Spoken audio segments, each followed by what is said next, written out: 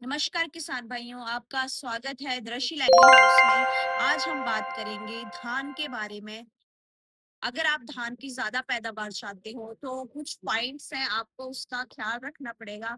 उससे जो है आपके धान की पैदावार बहुत अच्छी होगी। सबसे पहले है बीज का चुनाव।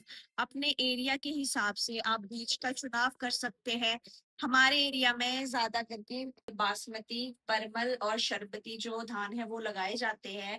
हमारे यहाँ पे टाटा का 834 जो धान है वो यूज होता है।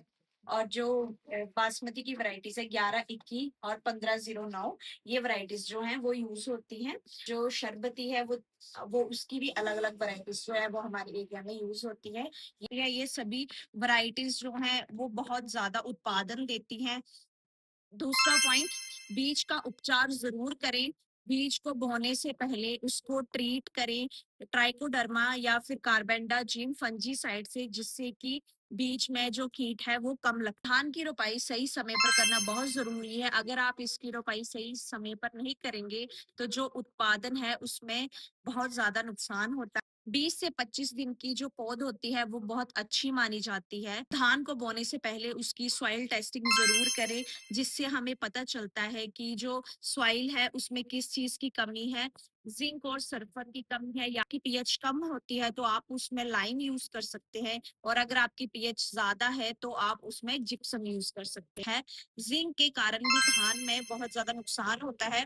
पिछले साल जिंक की कमी के कारण हमारे जो किसान भाई हैं उनको खैरा डिसीज के बारे में इतना नॉलेज नहीं था। तो उन्होंने शुरुआत में जो जिंक है वो नहीं डाला था, उससे जो उनका उत्पादन है वो बहुत कम हुआ था। तो इस बार मेरा मेन मोटिव रहेगा कि मैं जो किसान भाई हैं उनको बताऊं अब जिंक की सही मात्रा वो अपने खेत में डालें, जिससे उनका जो उत्पादन है वो बहुत अच्छा होगा।